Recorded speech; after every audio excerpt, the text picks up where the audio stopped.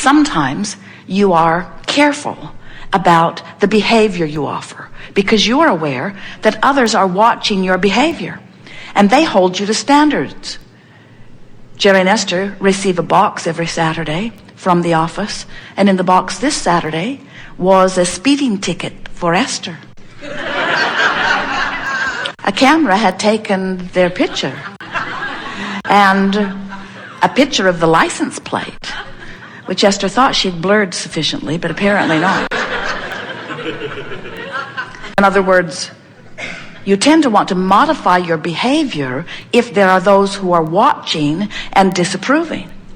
And you even tend to watch your words if others are listening who might disapprove. Because many of you, in fact most of you, have set yourselves into a mindset that you care about what others think about you. You care how they respond. Esther doesn't mind speeding, but she does not want a speeding ticket. Which means speeding doesn't feel like her problem. Getting caught speeding is what feels like the real problem. And so many of you are guiding yourselves based upon the response that you will get from others to your behavior or to your words. And since you don't think that they can hear your thoughts, you don't worry so much about your thoughts. You're more careful about what you do and what you say. Not always. You're getting bolder as you get older. But the older you are, the less you care.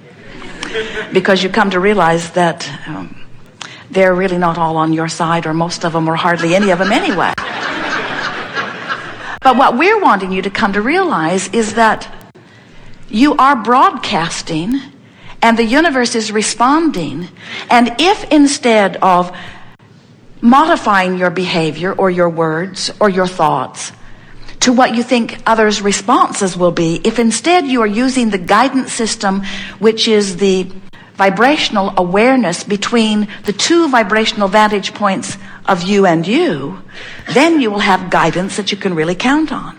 And what we mean by that is, before you came into this physical body, you were consciousness. And now you are in this physical body, you still are consciousness. But you are not non-physical consciousness and then physical consciousness. It isn't what you call dead and then alive. You are always non-physical consciousness. And even while you are here in this physical body, it's only a small part of the consciousness that is really you that is participating in this personality that you know as you.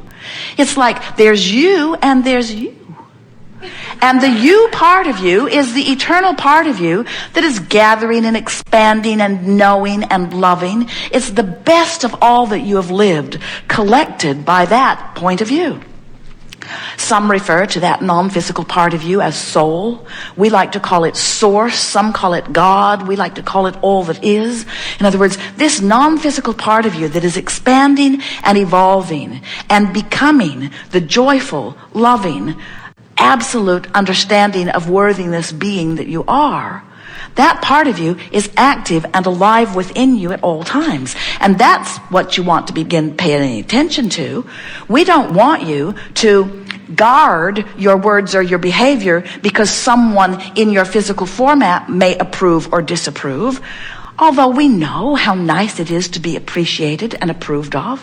When someone holds you as their object of attention and they are tuned into source energy and in their appreciation as they hold you in that gaze, we know how good that feels to you, and we can understand why you would become addicted to that. It's lovely to be adored. It's lovely to be appreciated. But then they must give you their undivided attention, and they must never find an aspect of you that they disapprove of. Or you feel like a puppet that someone has let go of the string. If you are counting on your feedback from other humans as what guides you, and so many are, and you are killing one another in massive droves as you are disagreeing with the thoughts that you are offering and the behaviors that you are living, if you would, instead of trying to guide yourself in the impossible way, have you ever tried to guide yourself that way? Someone you care about? Maybe it started out as one of your parents or both of them. It's hard if there were two of them because they weren't the same. They wanted different things from you, nearly drove you crazy when you were little. But have you ever had someone who You so want to please them, and you stand on your head. You train yourself into the behavior and even thought processes that they want from you. And they're very good at it, aren't they? They smile or they frown. They hug or they slap. They bless you with benefit or they withhold from you things that you want. In other words, it's pretty easy for someone to train you. Have you ever been trained by someone? And then, just when you thought you were as good as they wanted you to be, they changed their point of view. They set up different standards. So the hoops and the jumping just became more and more and more. Have you ever had two people in your life that you were trying to please who were different, who wanted different things from you? So you please that one when that one's around, and that one when that one's around. And oh, please don't ever let them be in the same room at the same time. You find yourself being a schizophrenic. You find yourself shutting down, not showing who that one knows you to be to that one, or who that one knows you to be to that one, because things don't go well when you do that. Have you ever experienced that? Have you ever walked into a room and you can feel that something was going on in there before you got there? That now you're there, they're not talking about it anymore? In other words, you've been going crazy trying to measure yourself against other humans who have different standards about how you should behave. And this is the most interesting part of that. When you change your behavior to please them, you teach them or call them away from their own guidance system too. In other words, when you deliberately modify your behavior to try to make someone happy, what you teach them is conditional love. You say, oh sure, I'll do everything in my power to change the conditions so that you can feel better. And unless everybody in their life does that, then they're not that happy, are they? If they need your behavior to change. But when you remember that you were source energy before you were born, and you still are source energy even though you're in this body, and that source energy part of you is love. So when you're focused upon something and not feeling love, you've got two different vibrations going on within you. And law of attraction's response to the two vibrational aspects of you cause you then to feel negative emotion. That's what your emotional guidance is. Your emotional guidance, the emotions that you feel, are your indicator in every moment of how close the thought you're thinking in your physical body right now matches the thought of who you really are. So as we're moving forward here today, we want to show you how to tell your new story. We want you to tell the story of what's over here in your vibrational escrow. You don't need to keep telling the story of why you put it in vibrational escrow. You don't have to explain to the universe. Your mother, we sort of got that. Your mother, you found that if you pleaded a really needy case, sometimes she'd give up the goods. But when you plead a needy case to the universe, you hold yourself in the vibration of need, and the universe, the abundant universe, cannot give you. Your need cannot be fulfilled. Your needs cannot be fulfilled. Need and fulfillment are opposite vibrations on the vibrational scale. If you need it, you can't get it. Isn't that interesting? Jerry and Esther have a lovely friend who's a waiter at a restaurant in Boston. They look forward to seeing him twice a year when they go back, and they eat there every day for the time that they are there. They become very good friends, and he gives them the most delightful experience. There is everything about him that they adore. And on the next to the last night, Esther gave him a very remarkable gratuity.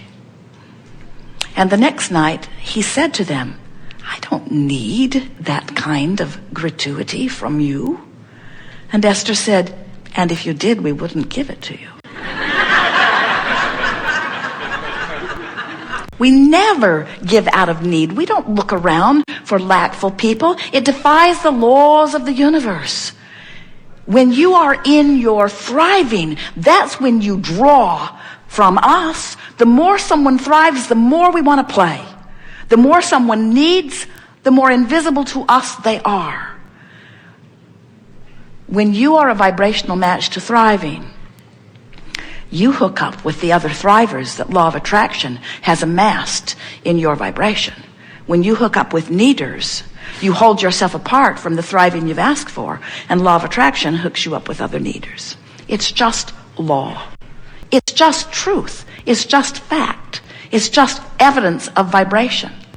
So you can play it any way you want. You can tell a needy story. You can tell a prosperous story. And if you're in need, we understand how the needy story comes easier. Those words are easier, and in many cases you've practiced them longer, and you have very funny stories to tell in your needy way. But if you will begin practicing the new story, if you're in need and you tell an angry story instead of a fearful or powerless story, your angry story will serve you, because there's more empowerment in your angry story than there was your needy, powerless story. But after a while, your angry story will not serve you. After a while, a less angry story will serve you better. And after a while, a story of frustration will serve you. Now, if you're really feeling powerless, don't try to tell a positive story. You'll choke on your own words and trip over your own tongue. It will backfire, because those vibrational frequencies are too far apart, and you can't fake it. You can't fake a vibration to the universe. So, if you are telling a story of frustration, now try to tell a more hopeful story. And once your hopeful stories on the dominant subjects of your life become normal practice stories to you, when you start feeling hopeful, when you are in a place of hope, you are in the vibrational range of your vortex. And if you can stay there, if you can manage to maintain a hopeful story, I'm really looking forward to wouldn't it be nice if? Wouldn't it be nice if? Won't it be nice when? If you can maintain those good feeling stories, you'll be close enough to this vortex that it will bring you in to where the rendezvous and the things that you've been asking for are. And then, as the manifestations begin to occur, you easily move from hopeful into knowing. Do you need to know something before it will be? No. You just need to be within range so that the universe can show you that it is. In other words, when you believe something, the universe will show it to you again and again. But how can you believe something you doubt? You have to work your way into closer and closer and closer belief. And when you get into the range of belief, the universe will give you the evidence to take you all the way in.